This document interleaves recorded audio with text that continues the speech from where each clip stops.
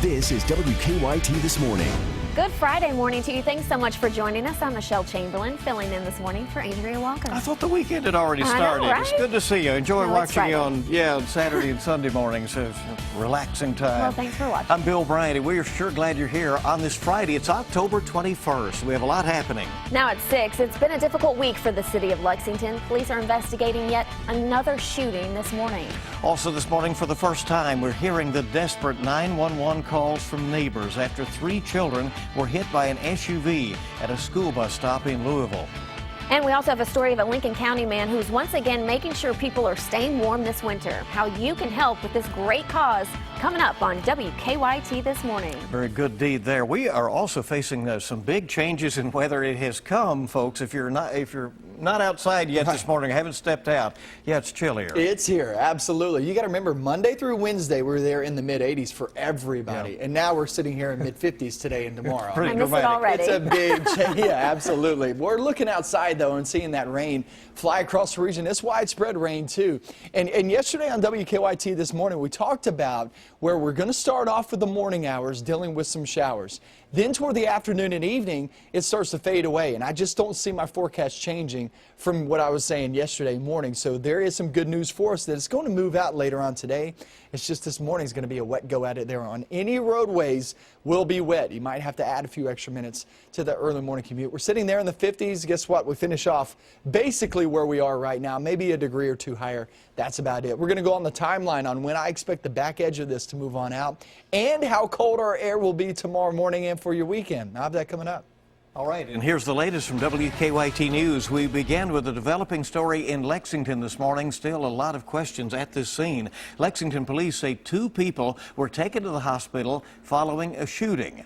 Yeah, police believe it all started with a robbery gone bad, which then led to a standoff on Red Mile Road. WKYT's Mike Byers live in Lexington with the latest on the investigation. Good morning, Mike.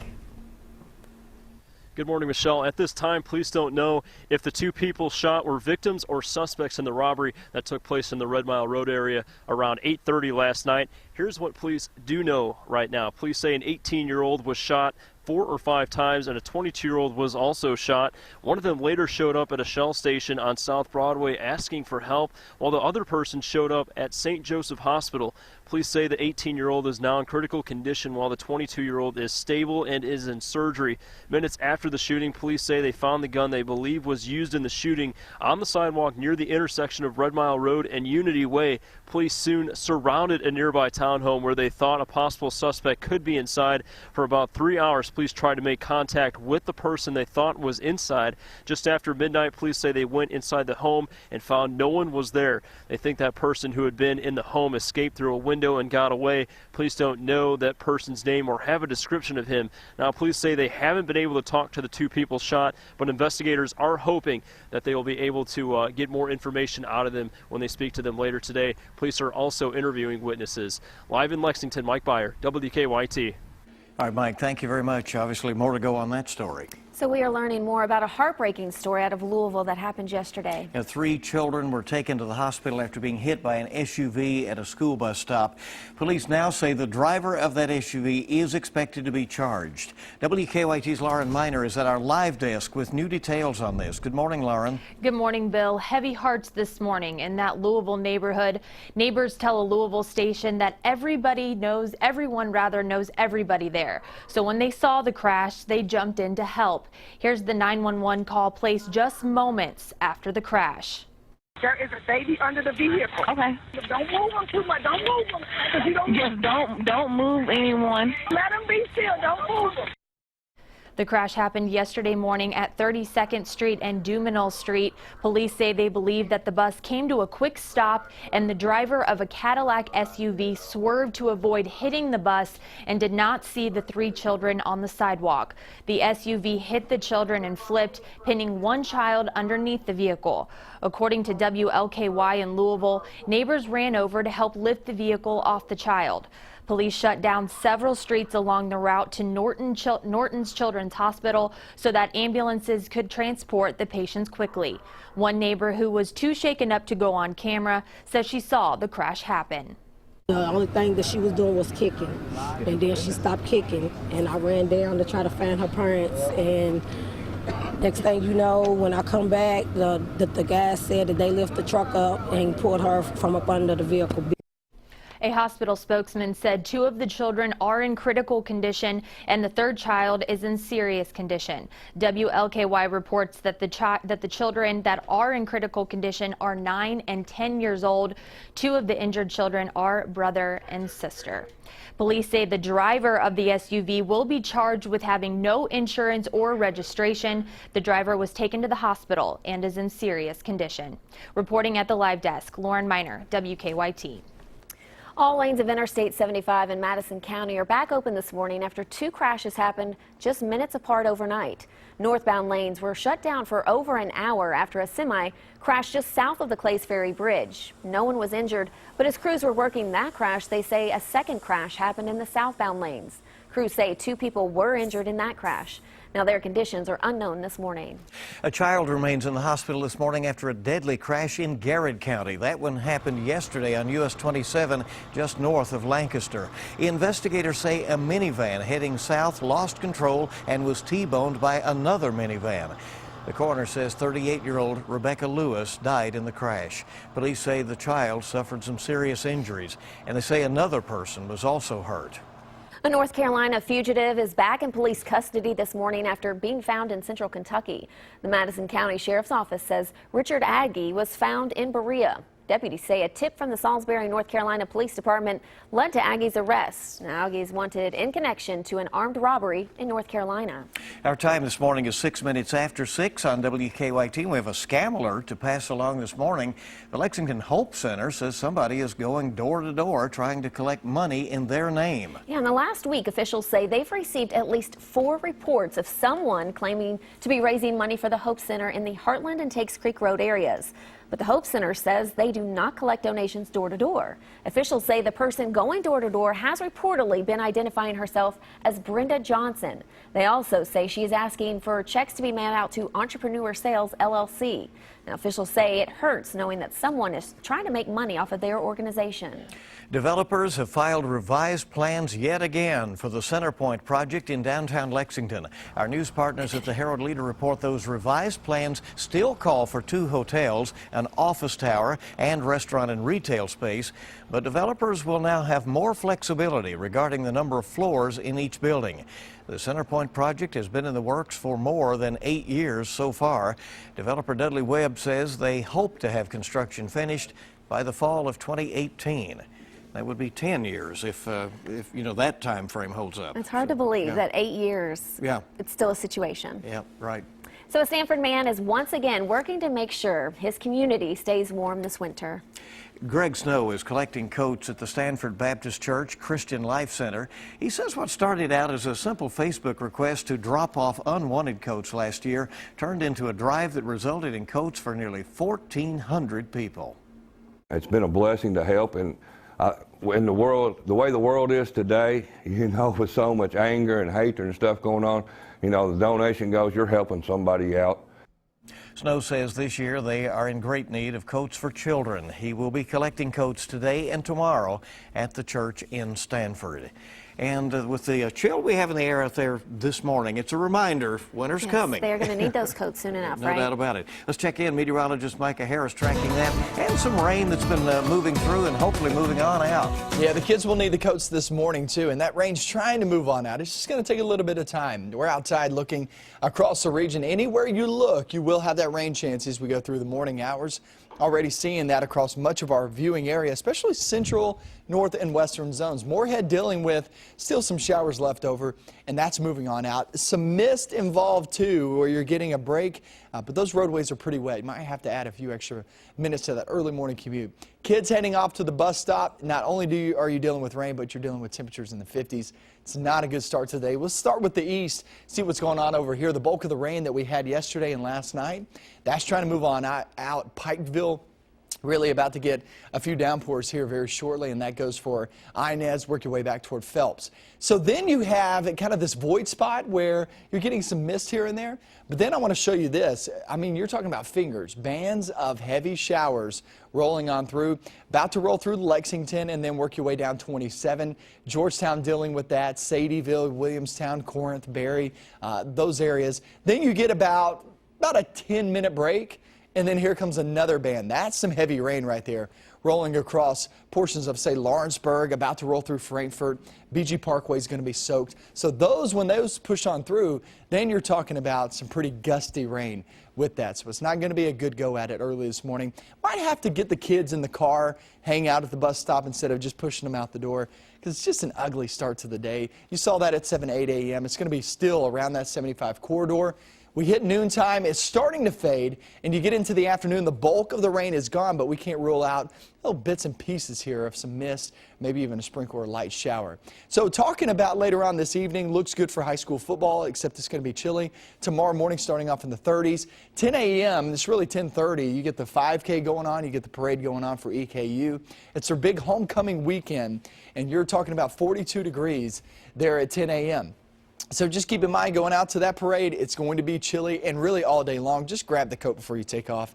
You'll need it all day long. 55 there at game time, and then it's still pretty chilly there at 6 p.m. as you're heading home at 52 degrees. Then if you are traveling up the road just about 20-25 minutes, here we go. The UK football forecast at 7:30 kickoff. You will definitely need a coat then, too. But the good news here is we're actually staying dry there for both of those games, so it looks really, really good. Even tailgating is going to be very, very chilly. So let's talk about your next few days. Today, like I was talking about, most of this rain is during the morning hours. We'll start to see that fade in toward the afternoon and evening. High school football looks good, guys, but it's going to be pretty chilly. And then like I was talking about tomorrow morning, there could be a couple of areas, an isolated spot of some frost. No widespread frost expected, but nonetheless, it looks like it's going to be pretty chilly the next couple of days. You're feeling the difference. Yes, and don't be confused by Bill's tie, because UK's playing Mississippi right. State, but... Somebody just asked me that on Twitter. Yeah. Are you, sir? Yeah, yeah. Oh. You knew that was going to happen. But it's EKU. It is EKU. It is Maroon Day for EKU. I'm an EKU alum, and and so that is for them. And this is a blue suit, if you want to check that out. Is it? Maybe I should have worn it. Maybe I should have had maybe I should have worn that real light blue suit. Okay.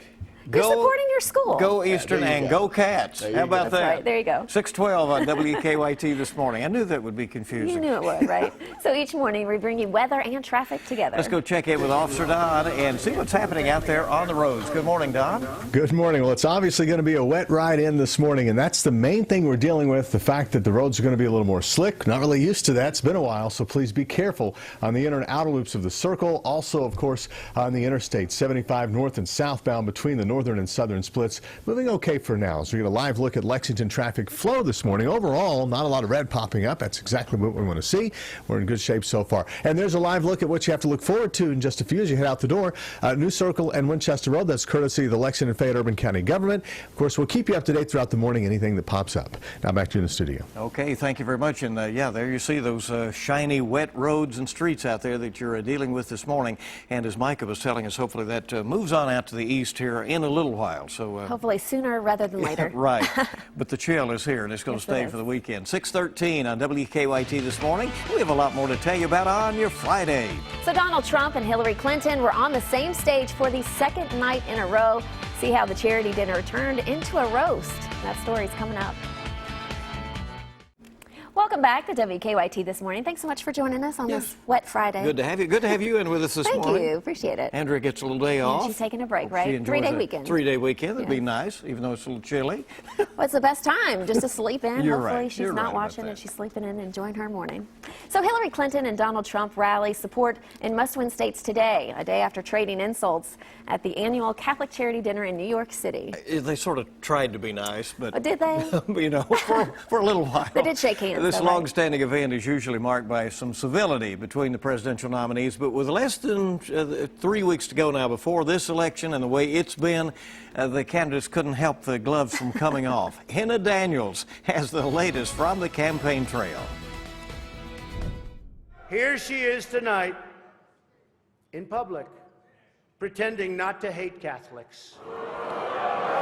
Donald Trump's repeated zingers against Hillary Clinton quickly fell flat last night. Everyone knows, of course, Hillary's belief that it takes a village, which only makes sense, after all, in places like Haiti, where she's taken a number of them. Hours after a 10th woman came forward accusing Trump of sexual misconduct, Clinton issued this jab, calling Trump out on his critical comments about women. Donald looks at the Statue of Liberty and sees a 4. Maybe a 5 if she loses the torch and tablet and changes her hair. The white tie affair came less than 24 hours after the final debate in Las Vegas, during which Trump pledged not to accept the outcome of the general election. I would accept a clear election result, but I would also reserve my right to contest or file a legal challenge in the case of a questionable result. Stumping for Clinton in Arizona, First Lady Michelle Obama fired back. The voters decide who wins and loses, period, end of story. The Clinton campaign claimed victory yesterday after the cybersecurity firm SecureWorks said the Gmail account belonging to campaign chair John Podesta had been hacked by a notorious group of Russian-linked hackers. WikiLeaks still has about 27,000 Podesta emails that could be released before Election Day. Hannah Daniels, CBS News. And the Clinton campaign says news of who is behind the hack on Podesta proves, and this is a quote from their campaign, there is no longer any doubt that Putin is trying to help Donald Trump by weaponizing WikiLeaks. Clinton hits the campaign trail in Ohio today, while Trump campaigns in North Carolina and Pennsylvania today. The election is less than 3 weeks away, and a record number of Kentuckians will possibly cast their first ballots of the year. Secretary of State Allison Lundergan Grimes announced that more than 100,000 new voters have registered since March. About 31% of the new voters registered online this year. Grimes announced the new registration numbers at the kickoff event for the Kentucky Girl Scouts Promise to Vote campaign in Frankfort. Faulty Takata airbags are being blamed for yet another death.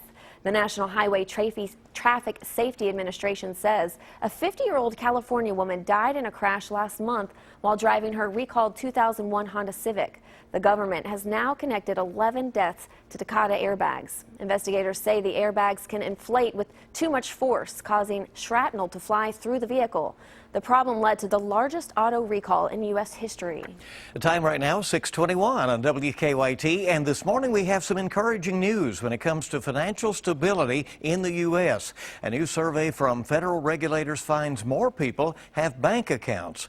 The number of Americans without checking or savings accounts has declined, down 0.7%. from 2013 to 2015.